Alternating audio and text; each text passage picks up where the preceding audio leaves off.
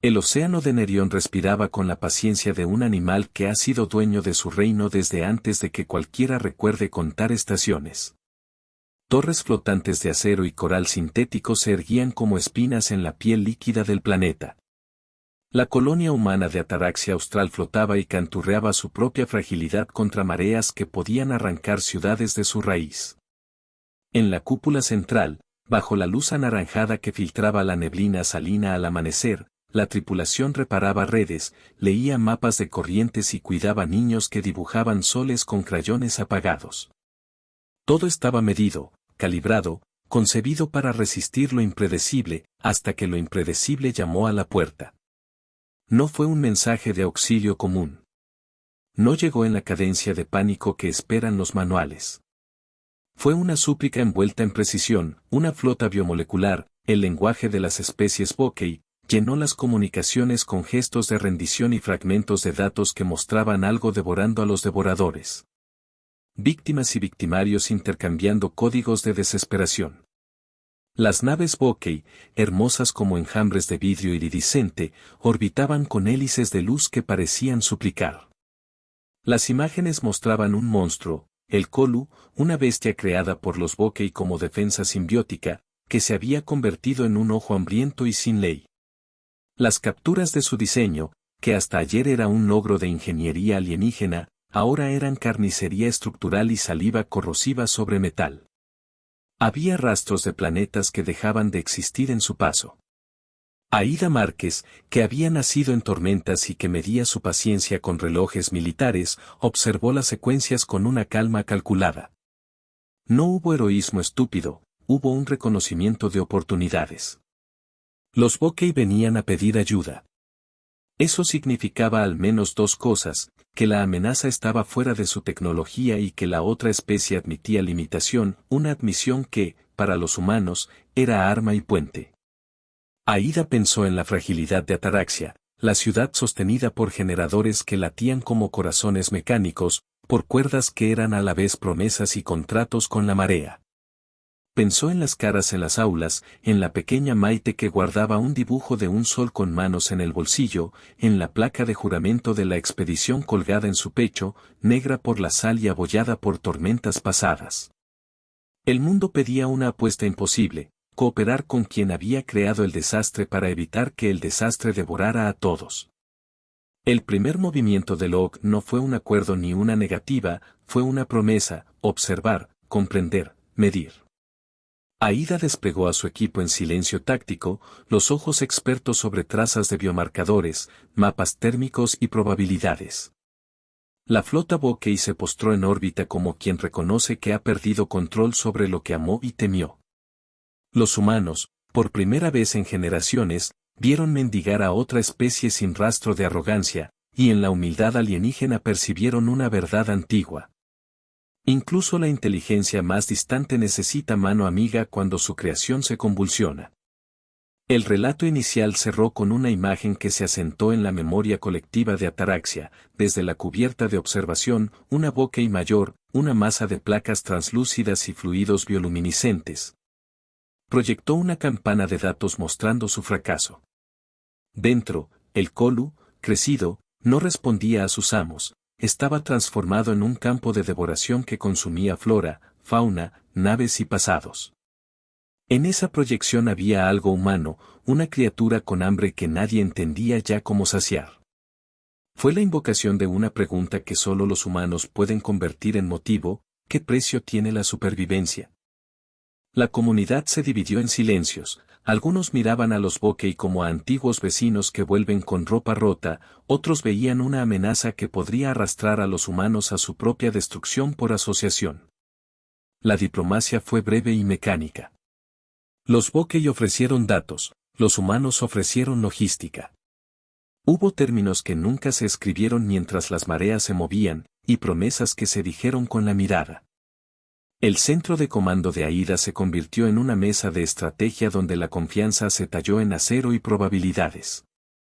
Aida reunió a su núcleo: Ramón Soler, cenobiólogo con manos de relojero y una curiosidad que roía su paciencia; Mateo Cruz, oficial de maniobras, joven y sangrando audacia; y Elia Vargas, ingeniera de redes y arquitecta de trampas. Juntos representaban la mezcla humana que prospera donde otros cuentan pérdidas, inteligencia fría, instinto colectivo, puntería quirúrgica. Ramón explicó el Colu desde una distancia profesional, era una entidad híbrida, tejido y maquinaria, un ecosistema encapsulado con patrones que se alimentaban de energía emotiva. Un concepto casi poético traducido a variables bioquímicas. Su crecimiento era exponencial, su apetito, polarizador. El plan inicial, sencillo en su brutalidad, surgió de la discusión, no podían construir una prisión física para el Colu. Si podían manipular sus ritmos. El monstruo respondía a patrones bioenergéticos y a pulsares térmicos de alta intensidad. Si se podía inducir un patrón que imitara un ciclo de inanición seguido por sobrecarga, quizá el organismo colapsaría sobre sí mismo. Eso requería dos cosas, una trampa energética y un señuelo lo bastante grande para distraerlo. Ataraxia no tenía señuelos, tenía generadores de fusión, redes de corrientes marinas y el abismo térmico, un sistema volcánico submarino que podía actuar como un horno natural. El costo, usar el núcleo generador de la ciudad para crear un pulso sincronizado con las chimeneas termales que podría someter al Colu a una enfermedad bioeléctrica y forzar su encapsulamiento. La discusión estratégica no ocultó el sacrificio implícito. Usar el núcleo significaba dejar la ciudad sin protección energética por un tiempo potencialmente extenso, la marea podría reclamar estructuras, vidas podrían perderse. Aída lo presentó con honestidad militar, no es heroísmo, pensó el narrador con calma. Es cálculo delegado. Y la ciudad, en un ejercicio de fe que mezcló superstición con ciencia, decidió que la apuesta valía la pena. La Bokeh ofreció su flota como apoyo, proporcionando drones de reparación biomolecular y mallas vivas capaces de contener superficies corrosivas. Esas mallas, no hechas por manos humanas, tenían ego propio, responderían a comandos inusuales, los Bokeh transmitirían un patrón de control, y los humanos proporcionarían la fuerza y el sacrificio. Mientras la maquinaria se preparaba, la simbología personal comenzó a acumularse. La niña Maite colocó bajo la cubierta de mando su dibujo del sol con manos, un recordatorio inocente de por qué luchaban. Aída colgó su placa de juramento, abollada y negra por sal, como si el metal pudiera recordar promesas antiguas. Ramón, con gesto que nadie cuestionó, dejó un pequeño cristal de datos, un dataset que contenía archivos de récord, en la cámara de detonación programada como testamento de la memoria. Esos objetos se convirtieron en amuletos prácticos, recordatorios de que la acción implicaba pérdida, pero también certezas. La fe humana no era dogma, era inventario emocional. Las primeras pruebas fueron brutales. En la periferia, un remanente del Colu devoró una plataforma de extracción Bokeh y dejó a la tripulación petrificada, sus sistemas biométricos prestos a la asimilación. Los Bokeh, que tenían siglos de arrogancia tecnológica, mostraban por primera vez miedo puro. En las noches que siguieron, el mando conjunto humano Bokeh entrenó la maniobra, desplegar mallas, sincronizar pulsos, guiar la bestia hacia el abismo. Cada ejercicio enseñó lo que no funcionaba. La táctica humana se volvió más precisa, la táctica Bokeh, más humilde. Y mientras tanto, Petra, una tormenta súbita, cruzó el horizonte y sirvió como telón, recordando que en Erión la naturaleza tiene voz propia. El asalto que nadie quería comenzar arrancó con una promesa, la Bokeh desplegó al primer señuelo viviente, una malla cerebral que latía con ritmos diseñados para atraer al Colu. Fue un coloso marino a media luz, meciendo sus aletas en la niebla, una sinfonía de músculos sintéticos y bioenchufes que cantaba su invitación con impulsos térmicos. La marea respondió, y la bestia, atraída por un patrón que recordaba comida y calor, surgió desde las profundidades como un cataclismo. Su tamaño no cabía en métricas antiguas, su piel erosionaba sensores y hacía rechinar las placas del casco. La primera mordida vino con un bramido. Los sistemas de ataraxia registraron picos de energía que parecían rezos fallidos. La marea del combate fue una geometría de improvisación. Los Bokeh aportaron enjambres de pequeños dispositivos de reparación y sedación, los humanos aportaron cables, explosiones controladas y voluntad. La primera malla fue desgarrada como si fuera papel mojado. La bestia no era simplemente fuerza, era ecuación que se reescribía con cada intento de contenerla. Ramón observaba desde el borde de la cubierta, midiendo enzimas, probando compuestos que podrían inducir ceguera sensorial. Las noches se convirtieron en pruebas de paciencia y sangre. Cuando Mateo lideró una operación para encallar una parte del Colu en una bahía artificial, lo que ocurrió fue más humano que heroico, sacrificio improvisado. Una oleada rompió las defensas y la criatura trajo consigo una marea de escombros, arrastrando a hombres y estructuras. Mateo sujetó un cable a la coraza del monstruo con la costa colapsando a su espalda, su brazo se convirtió en ancla. Fue un acto sin ruido ni grandilocuencia, de esa clase que alteran el curso sin que lo sepan quienes observan. El cable sirvió, en parte. El monstruo gruñó y se contorsionó, y por minutos que parecieron eternos, la marea osciló entre control y desgarro. El plan evolucionó. No bastaba con enganchar a la criatura, había que cerrar el ciclo. Aida ordenó la transferencia de energía desde el núcleo hacia una red de condensadores dispuestos como colmillos alrededor del abismo.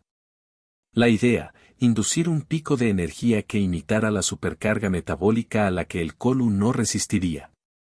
Para lograrlo, la ciudad tendría que volcar parte de su corazón mecánico y exponer su vulnerabilidad.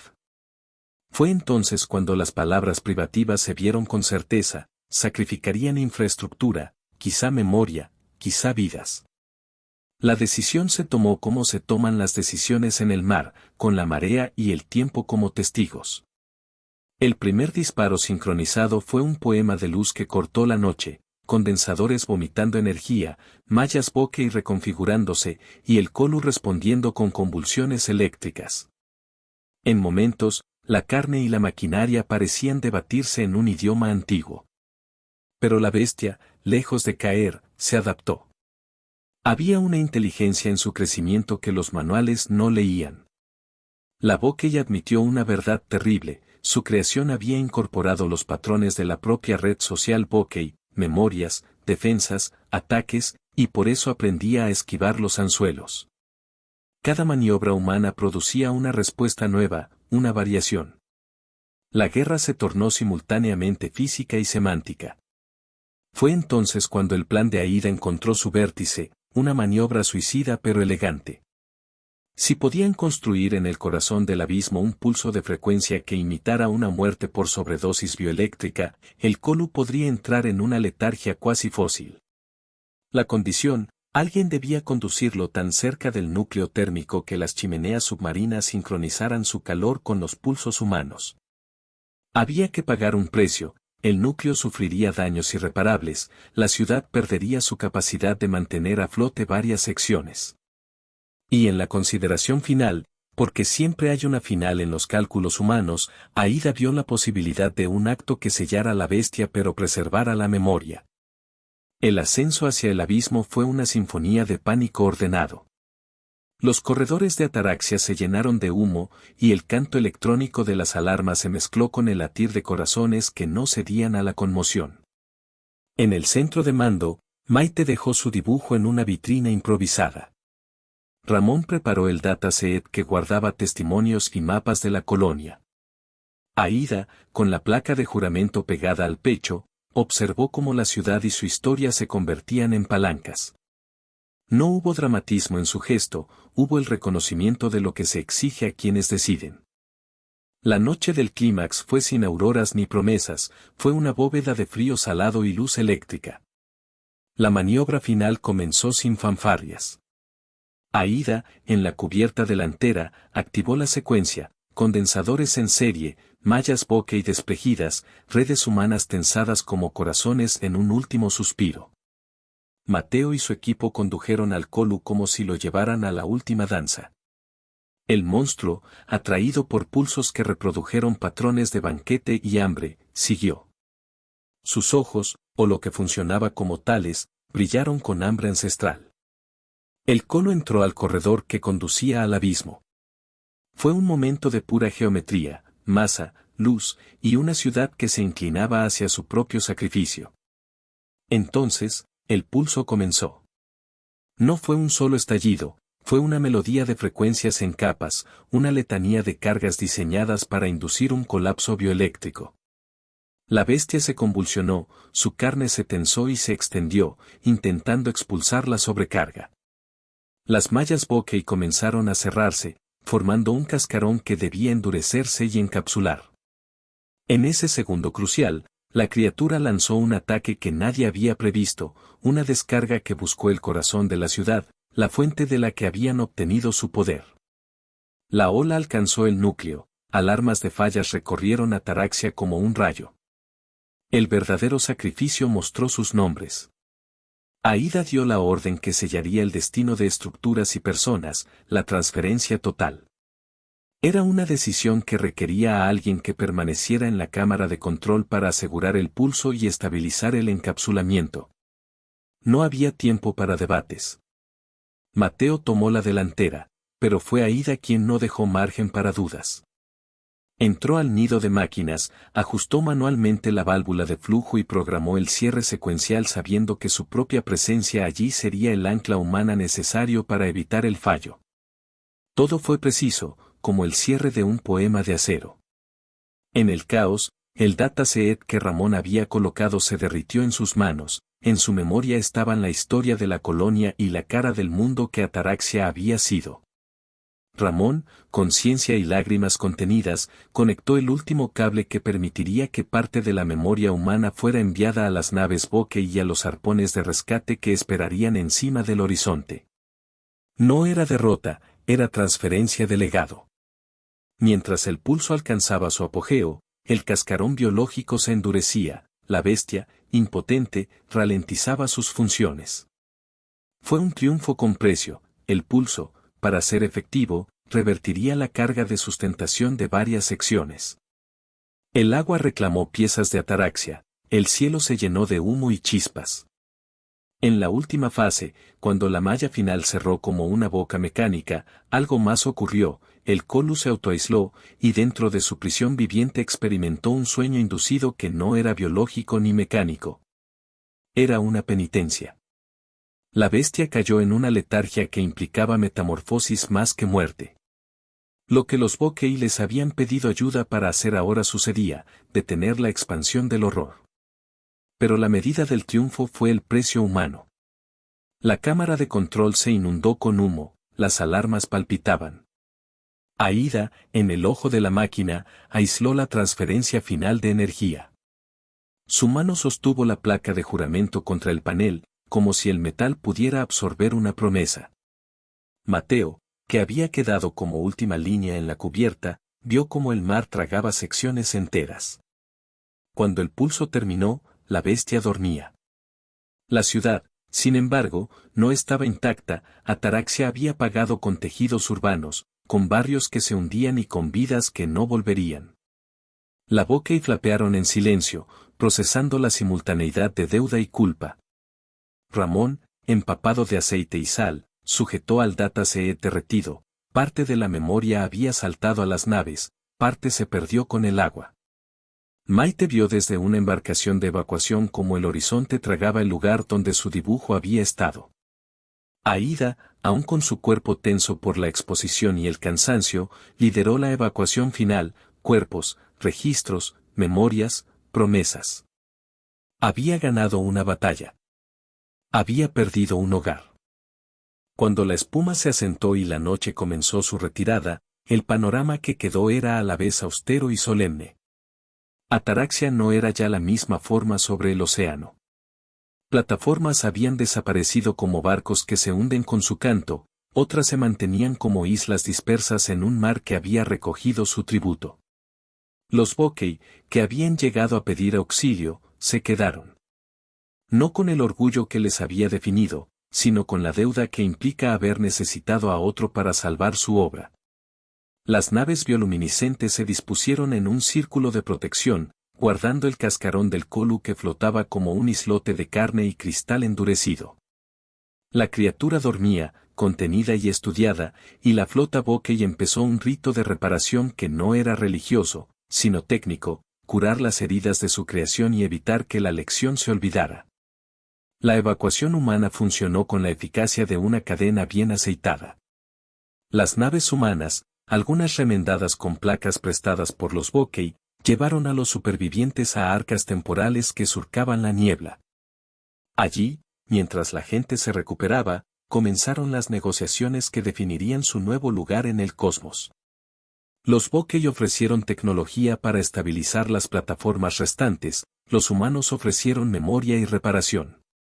Hubo promesas selladas en la práctica, instructivos, códigos, piezas. Pero la erupción del gesto humano no fue solamente logística, fue ritual de recuerdo. El dataset que Ramón había salvado, aunque parcialmente fundido, fue abierto y su contenido reconstruido por manos expertas. Contenía registros de nombres, fechas, dibujos, mapas y la voz de la vida cotidiana de Ataraxia. Fue copiado, repartido y cultivado como un jardín de memoria. En los días que siguieron, la relación entre las especies cambió de forma. Lo que nació como condescendencia alienígena se transformó en convicción práctica. Quien pide ayuda, si la recibe, queda marcado por deuda, quien la da, queda inmortalizado por la acción. Los Bokeh comenzaron a aplicar protocolos de control más estrictos en su bioingeniería, los humanos compartieron su obsesión por redundancias y reglas. En ese intercambio, emergió una nueva alianza, no de confianza ingenua, sino de respeto calculado, que prometía salvaguardar mundos y procesos. Las pérdidas personales, sin embargo, no se mitigaron por tratados. El precio de la supervivencia había sido tangible. Historias se convirtieron en reliquias, la placa de juramento de Aida, ahora con un borde más quemado, fue recuperada de entre escombros y guardada en el arca principal. El dibujo de Maite, aunque arrugado, sobrevivió como prueba de por qué habían arriesgado tanto. Ramón guardó el dataset fundido en una urna de cristal dentro de una sala de memoria construida en una de las plataformas salvadas. Y allá, en esa sala, la comunidad rezó, no a dioses, sino a la idea de continuidad, y narró el día en que una colonia dio su estructura por la ley de la vida. La ironía dulce quedó flotando en la piel del planeta. Los Bokeh, arquitectos de un arma que se les escapó de las manos, se volvieron suplicantes y, a la vez, aprendices. Los humanos, que habían conocido la fragilidad con la elegancia de su oficio, salieron del sacrificio no como salvadores encumbrados sino como gestores de un legado que debía preservarse con cuidado. Aida fue vista como líder no por títulos, sino por su apuesta, choices calculados y la disposición a poner la ciudad en la balanza. En la cubierta de una nave, mirando la nueva constelación de plataformas dispersas, Aida dejó su placa sobre la mesa. Su mirada no era de triunfo ni derrota, era de persona que había pagado el precio que exigía la supervivencia para que otros pudieran continuar. Con el Colu confinado, la flota Bokeh emprendió la reconstrucción de su red de vigilancia para evitar que otra aberración como esa surgiera. Compartieron esquemas, códigos y, en un gesto que era más práctico que simbólico, cables de su tecnología que permitieron a las plataformas remendadas sostenerse hasta que pudiéramos erigir nuevos cimientos. Hubo intercambios de canciones mecánicas y de instrucciones, y en la convivencia surgieron pequeñas fraternizaciones, reparaciones conjuntas, aulas mixtas, labores de cultivo en las terrazas que sobrevivieron. La fe humana, esa mezcla de esperanza y decisión, se convirtió en una herramienta de reconstrucción. El final no fue una llegada a puerto sino la continuación de una travesía transformada. Ataraxia, partido en archipiélagos, mantuvo su nombre en las bocas de los que recordaban y fue resembrada en postes de luz y en archivos Bokeh. Los niños aprendieron sobre la bestia que no murió y sobre los adultos que la detuvieron. Sus historias se volvieron didácticas y cautas, contadas con la voz que ya reconocía el precio del exceso. Ramón organizó la sala de memoria para que el dataset fundido fuera accesible, fragmentos de audio, nombres, el trazo del sol de Maite, el reporte de la placa de juramento. Allí, muchos pusieron manos y lágrimas. Cuando las primeras naves comerciales pasaron por el sistema, el rumor comenzó a circular como espuma, los humanos y los Bokeh habían, por un momento, convertido la catástrofe en enseñanza y la desesperación en reconstrucción. Esa noticia, transmitida a estaciones distantes, reconfiguró la percepción de los humanos en la constelación. No solo eran recipientes de fortunas azarosas, sino agentes capaces de elegir el sacrificio por bien mayor. La galaxia miró y evaluó. En el último plano, cuando la niebla empezó a abrirse hacia un amanecer pálido y la flota Bokeh orbitaba en vigilia controlada, una idea se asentó en la mente de los supervivientes. La memoria es una especie de defensa que se cultiva con dolor y cuidados. La placa de juramento, el dibujo, el dataset fundido y la manta salina del océano se convirtieron en emblemas no de devoción ciega, sino de una decisión moral que elevaba a la especie humana. Cuando el mundo pedía un precio, los humanos podían pagarlo y al hacerlo ganar el derecho de enseñar. La deuda de los Bokeh quedaba saldada por actos concretos, y la alianza, aunque frágil, sería la nueva arquitectura del sistema. Y cuando el humo se disipó, solo la fe seguía en pie. Vinieron por un planeta, pero encontraron a la fe humana encendida.